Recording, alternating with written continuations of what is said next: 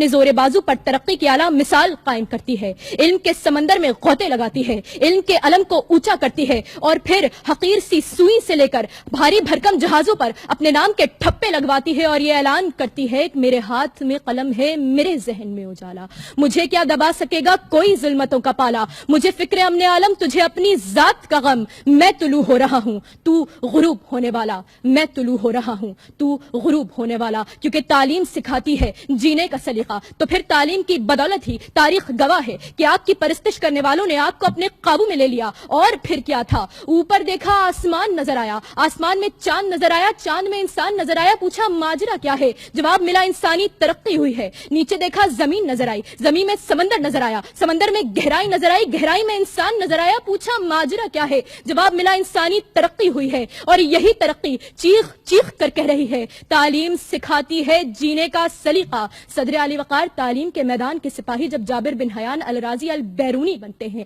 تو پھر اپنی زندگیاں بنا کر جینے کا سلیقہ سکھاتے ہیں، تعلیم کے میدان کے سپاہی جب آئزک نیوٹن گراہم بیل بنتے ہیں تو دوسروں کے کام آ کر جینے کا سلیقہ سکھاتے ہیں، تعلیم کے میدان کے سپاہی جب الیگزینڈر فلیمنگ ایڈورڈ جینر بنتے ہیں تو اینٹی بایوٹکس اور ویکسینیشنز کی ایجاد کر کے زندگیاں بچا کر جینے کا سلیقہ سکھاتے ہیں، تعلیم کے میدان کے سپاہی جب سیاست میں اترتے ہیں تو ابراہم لنکن لینسن منڈیلا بن کر قوم کو جینے کا سلیقہ سکھاتے ہیں، تعلیم کے میدان کے سپاہی جب رہنما بنتے ہیں تو سر سید احمد خان محمد علی جناح بن کر قوم کی رہنمائی کر کے جینے کا سلیقہ سکھاتے ہیں، تعلیم کے میدان کے سپاہی جب آئی ٹی کے میدان میں اترتے ہیں تو کسان کا بیٹا بل گیٹس ہو یا پھر غربت و افلاس کا سامنا کرنے والی مادام کیوری ہو، مصیبتوں سے لڑ کر جینے کا سلیقہ سکھاتے ہیں، تعلیم کے میدان کے سپاہی جب کچھ کرنے کی ٹھان لیتے ہیں تو پوری دنیا کو اپنی انگلی پر انگلی کا غلام بنا کر اسٹیو جابز کی صورت میں جینے کا نیا ڈھنگ سکھاتے ہیں، تعلیم کے میدان کے سپاہی جب معیشت دان بنتے ہیں تو جوناتھن لیبمن کی صورت میں